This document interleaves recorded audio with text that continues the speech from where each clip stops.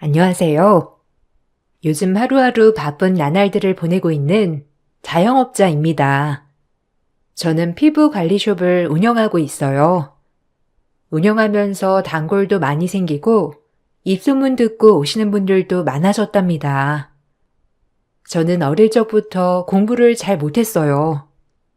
그러다 보니 집에서는 걱정거리이기도 했죠. 공부 대신 제가 흥미를 갖고 있었던 것은 피부 미용이었어요. 어릴 적부터 이것저것 팩으로 만들어서 해보기도 하면서 피부 미용에 관심을 많이 가졌죠.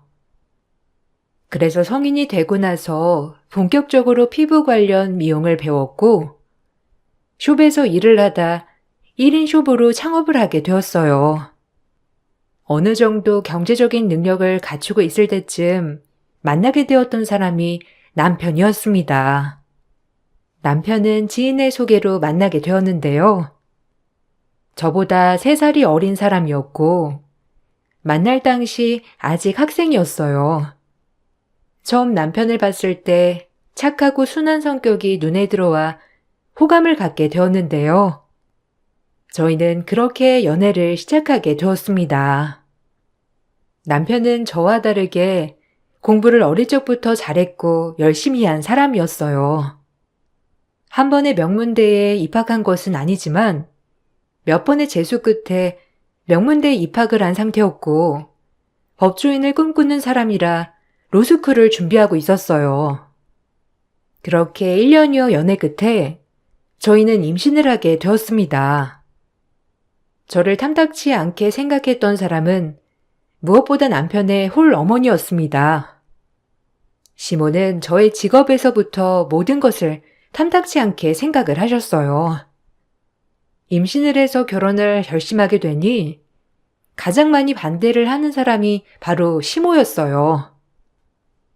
나는 이 결혼 허락해 줄 수 없다. 어디 남의 귀한 아들 고생시키려고 니까지 꽤 데리고 간다고 하는 거냐? 나 절대 허락해 줄 수 없으니 그렇게 알고 가거라. 결혼할 생각은 꿈에도 꾸지 마. 아니 요즘 누가 대학도 안 나온다니? 대학도 안 나오고 보안이 먹고 살아야 하니 대충 배워서 하고 있는가 본데 나는 그런 애들 딱 질색이다.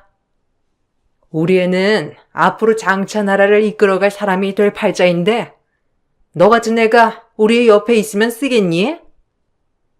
어머님, 어떤 말씀을 하시는지는 제가 충분히 이해합니다. 그렇지만 너무 그렇게 나쁘게만 보지 말아주세요. 저도 도균 씨가 열심히 공부하고 노력하고 있다는 건 알고 있어요. 그렇지만 도균 씨만큼이나 저도 열심히 일해서 먹고 살고 있어요. 제가 나이가 많아서 반대하시는 것도 있으실 테고 여러모로 걱정하시는 부분들도 많으시겠지만 제가 앞으로 도균 씨 공부하는데 방해되지 않게 열심히 보조할게요.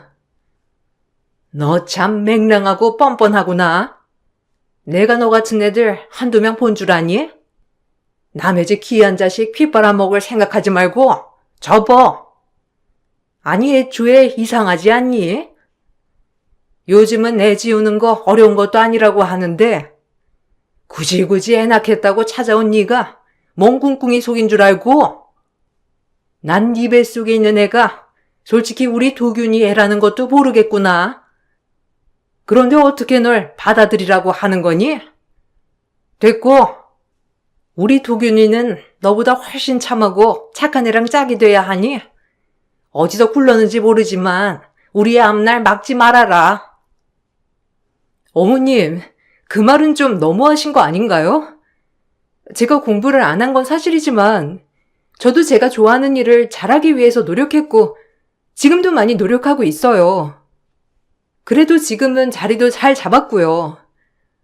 어머님 귀한 아들아이 임신해서 갑자기 결혼하겠다고 찾아오니 속상하신 마음은 제가 충분히 이해합니다.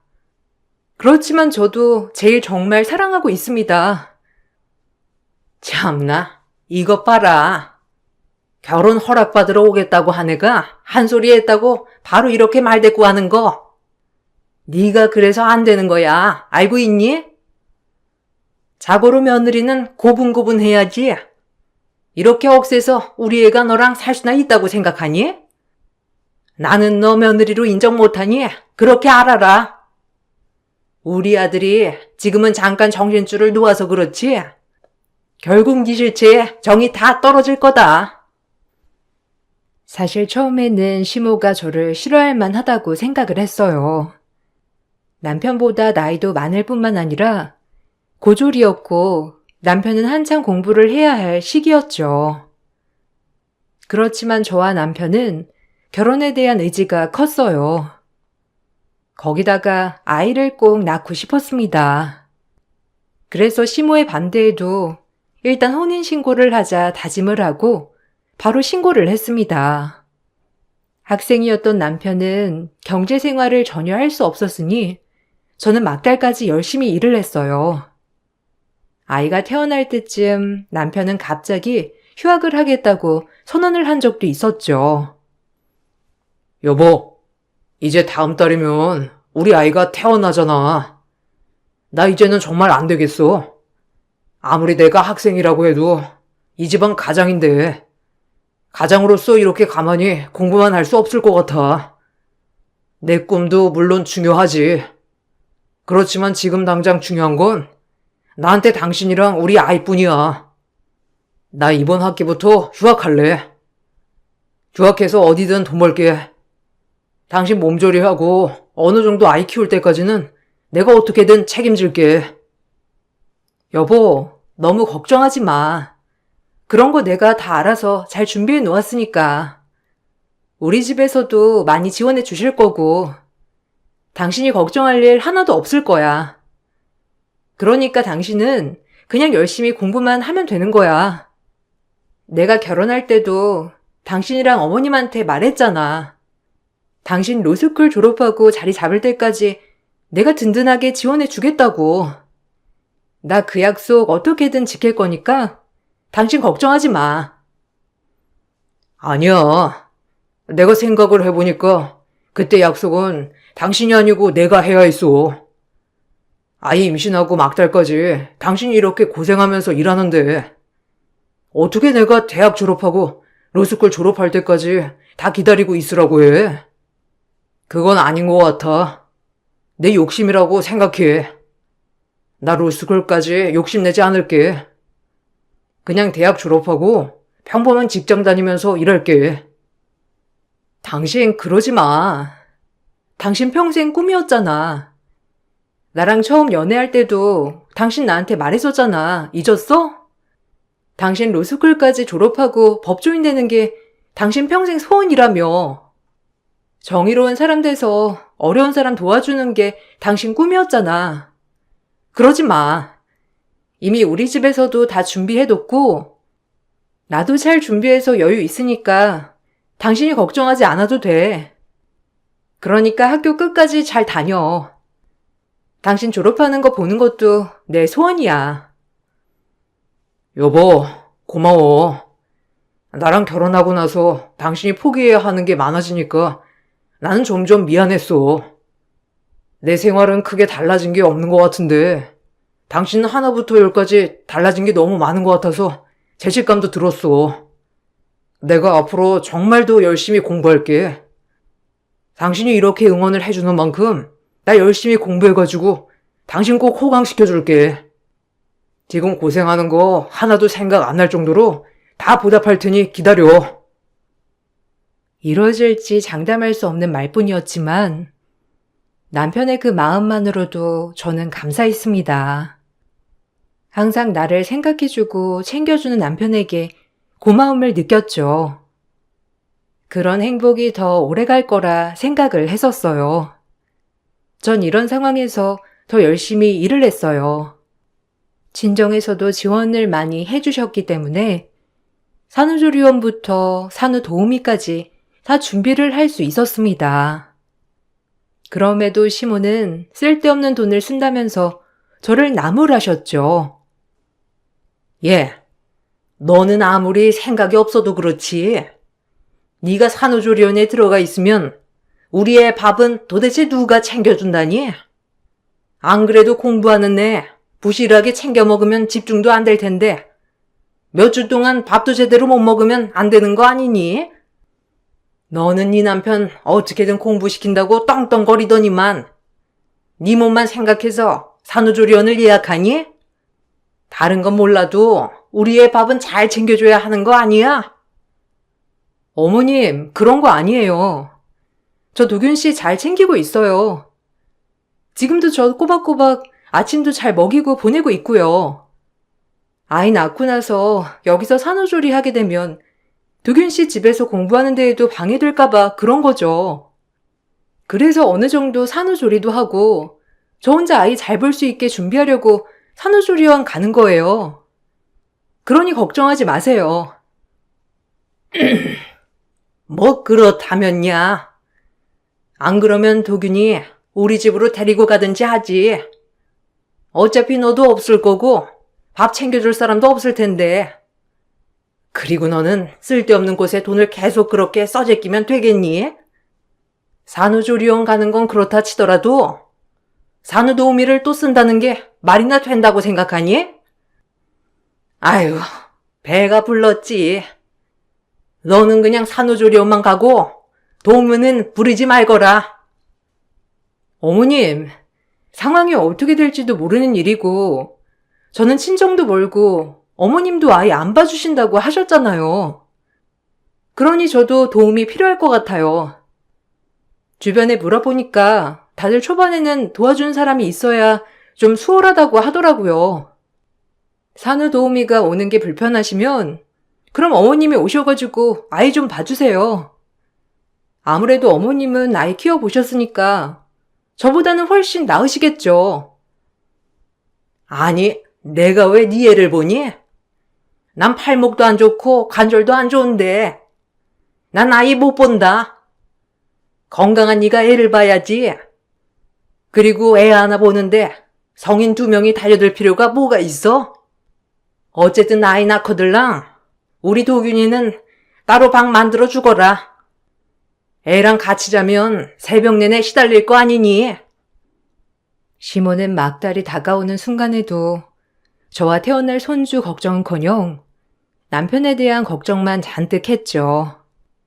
혹시라도 남편이 공부하는데 방해가 될까 싶어서 매번 노심초사하는 느낌이 컸습니다. 그렇게 막달이 지나고 아이가 태어났어요. 건강하게 출산을 하고 나서 산후조리원에 들어가게 되었는데 남편은 첫째 날에만 같이 있어줄 뿐이었고 바쁘다는 이유로 단 한 번도 조리원에 오지 않았어요. 연락조차 공부하느라 못한다는 남편의 말에 서운한 마음이 들기도 했지만 어쩔 수 없다며 이해하기도 했어요. 조리원에서 퇴소하고 집으로 가보니 시모가 짐을 다 싸들고 집으로 와 계시더라고요. 어머님, 아니 어떻게 여기 계시는 거예요? 그것보다 언제부터 집에 와 계신 거예요? 남편은 어머님 오신다는 말 한 번도 안 했었는데 그전부터 여기 와 계셨던 거예요? 아니 전화해서 말씀이라도 해주시지. 저는 집에 아무도 없는 줄 알았어요. 왜? 내가 못 올 곳이라도 왔니? 여기 내 아들 집 아니니? 네가 아무리 집을 해왔다고 하지만 여기 네 집이 아니라 너네 부부 집이잖아. 그럼 우리 아들 집이나 마찬가지지. 근데 너는 아무리 출산을 한 거라곤 하지만 산후조리원에서 관리 하나도 안 하고 온 거냐? 요즘 애들은 출산하고 나서도 피부도 뽀얗고 산후조리원 다녀오면 늘씬해져서 집에 온다더니만 어째 애는 나왔는데 배는 그대로냐? 관리 좀 해야 되겠다. 아, 이게 서서히 빠진다고 하더라고요. 그래도 임신하면서 쪘던 살은 거의 다 빠졌고 좀 더 지나면 빠질 것 같아요. 그게 중요한 게 아니라 그럼 어머님 남편 어디 갔는지 아세요? 아까 집에 간다고 연락했는데도 연락도 안 받고 그래서 그냥 저도 택시 타고 왔어요. 오늘 오기로 했는데 전화를 안 받더라고요. 혹시 남편 어디 갔는지 어머님 아세요? 아, 도균이? 내가 안 그래도 걔 좀 피곤한 것 같아서 잠 좀 푹 자라고 채웠다. 안 그래도 늦게까지 공부하다가 새벽에 집에 왔길래 일찍 밥 좀 먹고 자라면서 밥 챙겨주고 술 한잔 마시고 푹 자라고 했지. 내가 너 데리러 간다고 했는데 내가 깜빡해가지고 너한테 연락을 못했구나. 그냥 내버려두면 알아서 택시 타고 오겠지 했는데 이것 봐라. 너 택시 타고 잘 온 거. 아니 근데 너는 네 친정도 있으면서 우리 아들 오라가라 한 거냐? 어머님, 그래도 제가 남의 자식 낳고 온 것도 아니고 어머님 아들, 제 남편 자식 낳은 거예요. 저도 엄마가 됐지만 도균 씨도 우리 아이 아빠예요. 그러니 당연히 태어날 때는 같이 와서 집으로 데려다 줘야 하는 거 아니에요? 엄청 중요한 일을 했던 것도 아닌데 어머님 너무하시네요. 어쨌든 저 이렇게 왔으니까 이제 그만 집에 가셔도 돼요. 제가 앞으로 남편 알아서 잘 챙길게요. 너 무슨 소리 하는 거냐? 아직 몸조리 끝나지도 않았고 네 몸조리 끝날 때까지 나 그냥 여기 있으려고. 도균이 음식도 챙겨주고 해야지.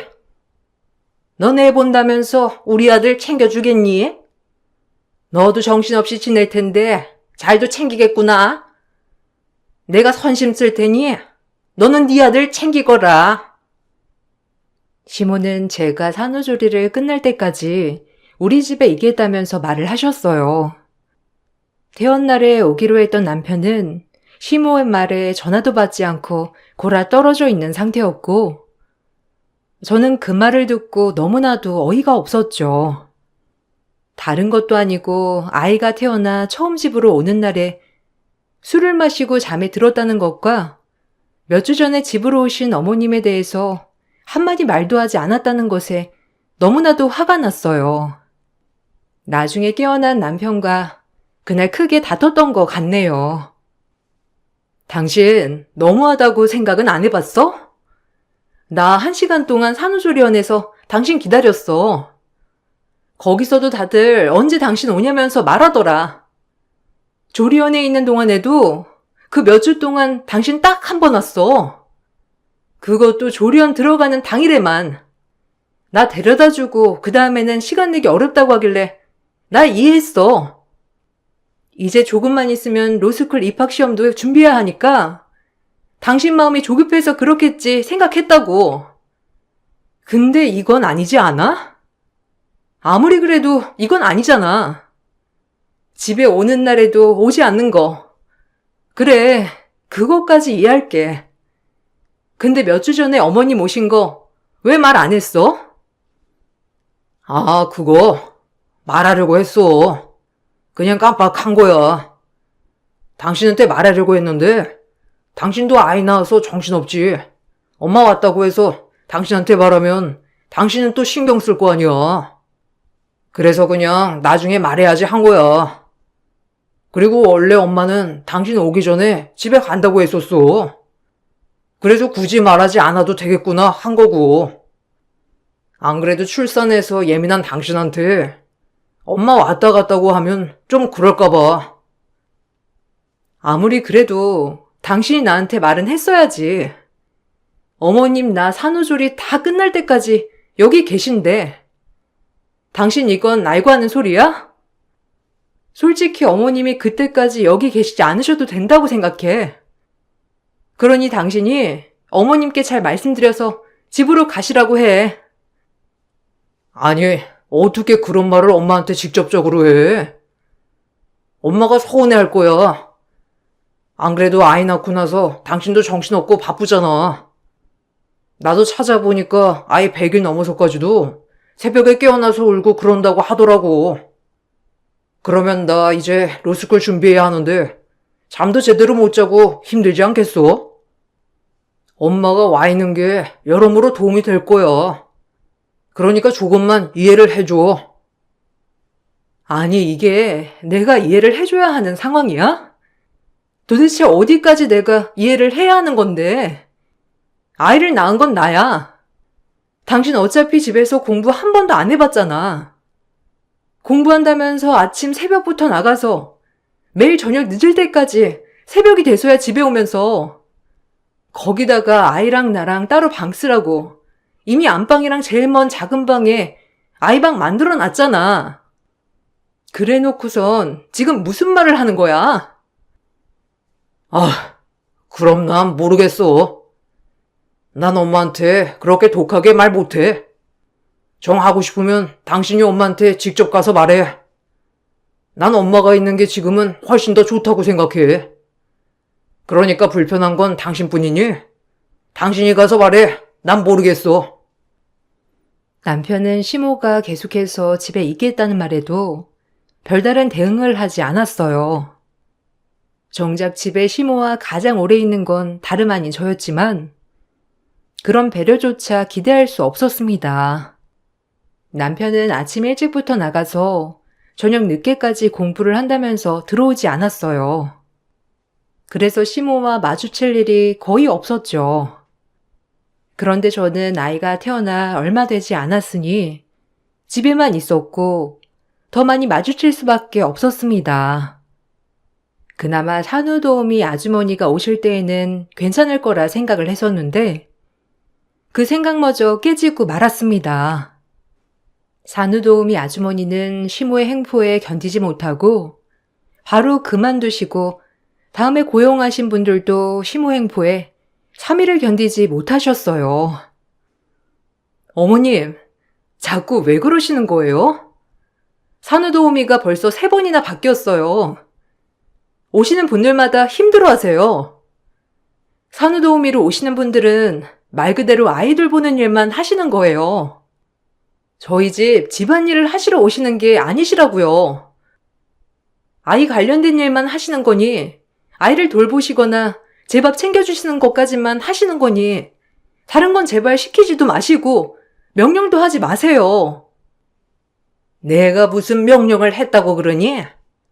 무슨 내가 어려운 일을 시킨 것도 아니고 아기 옷 빨래 돌린 다음에 우리 빨래 돌려달라는 게 어렵니? 그리고 네 밥상도 차려주면서 왜 내 밥상은 못 챙겨준다고 하는 거야? 네 방은 다 청소해주면서 왜 내가 지내는 방은 청소를 못 해주겠다는 건데? 어차피 오시는 거 그냥 골고루 조금씩 해주면 좋은 거 아니니? 그렇게 어려운 일도 아닌데 안 된다고 하는 게 웃기지. 다 돈 받고 하면서. 집안일을 그렇게 해달라고 하실 거였으면 산후도우미가 아니라 애초에 가사도우미로 고용을 해야 해요. 그런데 저는 산후도우미를 고용한 거고 아이를 위해서 일하시는 거라고요. 우리 집을 위해서 일하시는 게 아니라요. 어머님 자꾸 이러시면 저도 너무 불편해요. 어머님 여기 계시는 것도 도균 씨 때문에 그러시는 거잖아요.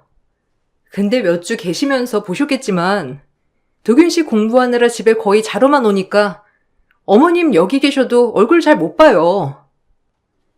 그런 거 하나도 상관없다. 자고 있는 우리 아들 얼굴만 봐도 나는 괜찮아. 어차피 나중에 로스쿨 졸업하고 변호사든 뭐든 되면 그때 매일 볼 거 아니니. 하루 종일 공부만 하다가 지쳐 자는 우리 아들 얼굴이 너는 얼마나 이쁜지 알기나 하니? 너는 시엄마 정말 잘 만난 줄이나 알아. 남들은 공부하는 남편 새벽부터 도시락 싸준다고 하는데 내가 너 대신에 매일 챙겨주고 있잖니. 어머님, 그냥 그거 제가 할게요. 어머님이 안 하셔도 제가 일찍 일어나서 다 챙길 테니까 이제 어머님 댁으로 가세요. 안 그래도 오래 계시면서 집 걱정하시는 거 아닌가 싶었는데 이제 저도 괜찮고 슬슬 집안일도 할 수 있을 것 같아요. 그러니 제가 할 테니까 걱정 마세요. 내가 어딜 가라는 거야? 나 이제 갈 데 없어. 그동안 살던 집도 다 처분하고 여기 들어온 거야. 그러니 앞으로 돌아갈 집이 없다고. 이제는 여기가 내 집이니까 그런 소리 말아라. 너 산후조리 끝나면 말해야지 했는데 이제 집안일 할 수 있다고 하니까 내가 말하는 거다. 나 이제 너희랑 같이 살련다. 도균이는 좋다고 하는데 나도 이제부터 며느리 밥 얻어먹고 살아야지. 다시 댁으로 돌아가시라는 저의 말에 시모는 집을 처분했고 우리 집에서 앞으로 살 거란 말을 하셨습니다. 단 한 번의 상의나 언급 없이 이렇게 자리를 차지하고자 들어오신 것이 황당하고 어이가 없었어요. 집으로 돌아온 남편에게 물어보니 남편은 역시나 다 알고 있는 눈치였어요. 정말 화가 많이 났지만 그렇다고 해서 아이 앞에서 다툴 수 없었기에 참게 되었습니다. 아이는 100일이 지나면서도 남편은 한 번을 기저귀를 갈아본 적도 없었어요. 시모 역시 같은 집에 살았지만 아이가 울어도 한 번을 달려와 아이를 안아 달래준 적이 없었죠. 저 혼자서 아이를 봐야만 했습니다. 아이는 너무나 착하고 순했지만 가끔씩 새벽녘에 아이가 길게 올 때면 시모는 바로 방으로 달려와 아이를 달래지 않는다며 화를 내시기도 했어요. 혹시나 자고 있는 자신의 아들을 깨울까 싶었는지 아이를 조용히 시키라며 윽박지르시기도 했죠. 육아에 대한 피로도도 있었지만 시모에 대한 피로가 극에 달할 정도였어요. 그렇게 아이는 자라서 돌을 바라보고 있을 때쯤 열 경기가 발생했어요. 그날 새벽 저는 너무나 당황하고 어찌할 줄을 몰라 자고 있던 남편의 방문을 두드리며 열었지만 이미 남편은 방문을 잠가놓은 상태였어요. 아무리 방문을 두드려도 남편이며 시모는 나오지 않았고 저는 급하게 택시를 불러 응급실로 향했습니다. 꼬박 밤을 새우고 아이가 괜찮아지자 집으로 돌아온 저는 그제야 깨어나 한가하게 TV를 보고 있는 남편을 보자 화가 치밀어 올랐어요.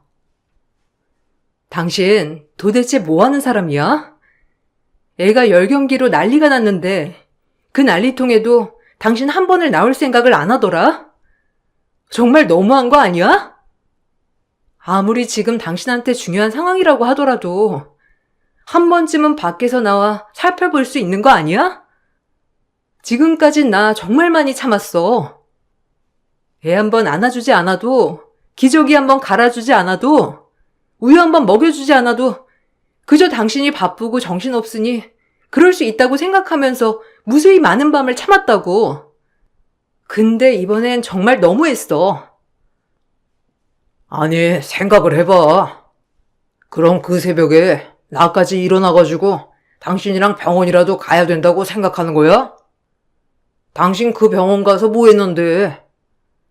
어차피 병원 가면 거기서 순서대로 치료해 줄 거고 내가 가봤자 할 수 있는 게 없잖아. 보호자로 당신만 있으면 되는 거 아니야? 나 요즘 진짜 중요한 시기야. 시험이 한 달도 채 남지 않은 상황인데 지금 나한테 뭘 바라는지 모르겠어. 당신 너무 감정적인 거 아니야? 뭐? 나보고 지금 감정적이라고? 정말 내가 당신 때문에 기가 막혀서 말이 안 나온다. 당신 아이 아빠 맞아? 내가 착각하고 있었나? 지금껏 아이 태어나고 나서 줄곧 방문 잠그고 다녔던 거야? 무슨 일이라도 생겼으면 어쩌려고 그랬어? 일부러라기보다는 지금 딱 중요한 시기라서 그런 거지. 나 알잖아. 잠 제대로 못 자면 다음날 스케줄 다 망치는 거. 당신이 제일 잘 알잖아. 다 컨디션 조절하는 거야. 아이 이제 괜찮으면 되는 거 아니야? 로스쿨만, 아니 졸업만 하면 내가 많이 도와줄게. 너는 지금 공부하는 애한테 뭐 하는 짓이야? 아니 너야말로 정신이 있는 거야 없는 거야? 중요한 시기가 얼마 남지도 않았는데 겨우 애 열경기 한 번 했다고 이 소란이니? 그럼 그 새벽에 너랑 호들갑 떨면서 잠도 못 자고 병원에 가는 게 네 상식으로는 맞는다고 생각하는 거야? 어머님, 그게 맞죠? 어머님, 아이가 열만 오른 게 아니라 경기까지 했어요. 지금껏 처음 있었던 일이었고 아직 돌도 되지 않은 아이가 아픈데 아빠도 아이 챙겨야죠. 남편은 아이 아빠니까 알아야 하는 거 아니에요? 아무리 중요한 일이라고 해도 자식만큼 중요한 게 어디 있어요? 자식만큼? 그래서 네가 자식 잘 돌보고 있잖니. 우리 아들이 괜히 열심히 공부하고 있겠니? 다 가족들을 위해서 공부하고 있는 거야. 그런 건 보이지 않고 열란에 챙겨주지 않는다고 징징징대는 꼴이 정말. 넌 참 생각도 짧고 배려도 없고. 아휴, 내가 이래서 무식하네 받아주지 않으려고 하는 건데. 남편에게 서운한 것이 있어도 결국 시모가 끼어들다 보니 나중에는 저와 시모의 다툼으로 번지는 일들이 덜어 있었어요. 남편이 로스쿨 시험을 볼 때쯤 크게 싸우면서 저희는 냉전 상태가 오래 이어지게 되었죠. 서먹서먹한 사이가 유지되던 중 로스쿨 시험이 끝나고 나서 어색했던 사이는 조금씩 풀어졌던 것 같아요. 그러다가 남편이 동기들이랑 시험 끝 여행을 다녀오겠다고 한 걸 쿨하게 보내주면서 다시 예전의 사이로 돌아가는 듯 했습니다. 로스쿨 합격 발표 후에는 남편은 동기들을 만나고 그동안 감사했던 사람들이랑 식사 자리를 만드느라 정신이 없었습니다. 그때만 하더라도 이제 고생 끝이구나 싶었어요. 평생 잊지 못할 사건은 서울대 로스쿨 입학을 하러 간 남편을 축하해 주러 갔던 날 발생했습니다. 남편 몰래 저와 시모는 남편의 로스쿨로 향했죠. 로스쿨 입학처에 도착을 하고 나서부터 시모의 태도는 달라졌습니다. 예, 너는 무슨 여기까지 찾아와야 되겠니? 네 남편이 네 꼴을 보면 반가워라도 하겠어? 아휴, 너는 가만히 있는 게 좋은 건데 말이야. 예, 너 그거 아니? 로스쿨 입학했다고 하면 다들 만나달라면서 줄을 선다더라. 넌 그런 거에 위기감도 안 느끼니? 하긴 공부하는 애 꼬셔다가 임신할 때부터 만만치 않다 생각을 했다만. 어머님, 그게 아니라 제가 좀 확인할 게 있어서 그래요. 그리고 남편 합격해서 첫 입학식인데 이렇게 좋은 날 비꼬지 마세요. 남편 오늘 처음 학교 왔으니까 어색하기도 할 거예요. 끝났다고 하면 같이 점심이나 먹어요. 어머님도 그동안 고생 많으셨네요. 내가 너한테 못할 말 하는 것도 아니고 솔직히 그렇지 않니? 너는 대학도 안 나온 고졸이지만 우리 아들은 고학력자 아니니? 너한테 우리 아들이 훨씬 아깝지? 그때 네가 고집 부리지만 않았어도 우리 도균이 예쁘고 참한 아이 만나서 잘 지내고 있을 텐데 말이야. 혹시 알아?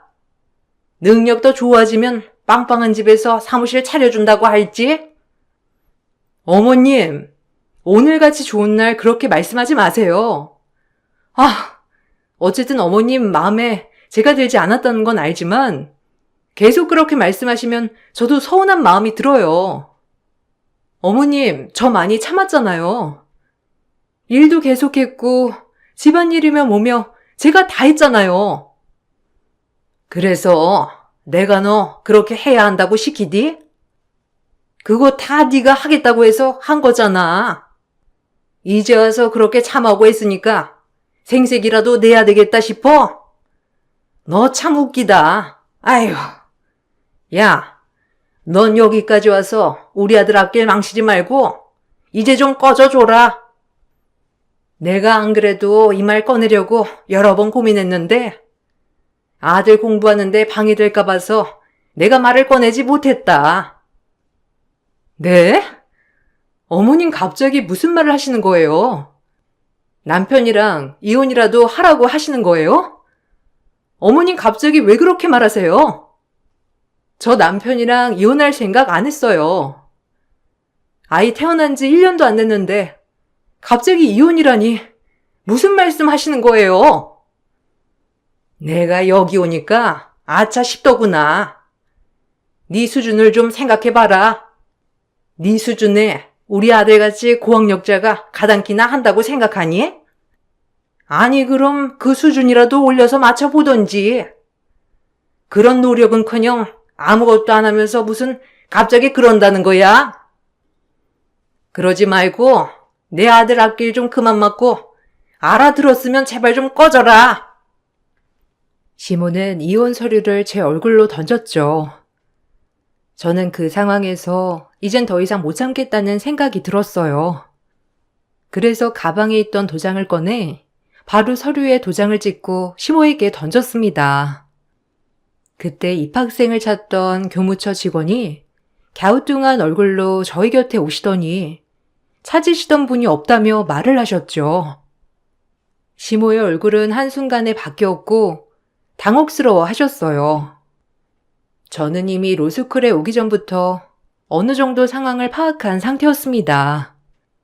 남편은 서울대 로스쿨에 입학을 하지 못했어요. 그리고 그동안 공부를 한다면서 나갔던 것은 바로 불륜을 저지르기 위해서였습니다. 지금까지 공부도 하지 않은 채 같은 과 동기 여학생과 불륜을 저지르고 있었던 것이죠.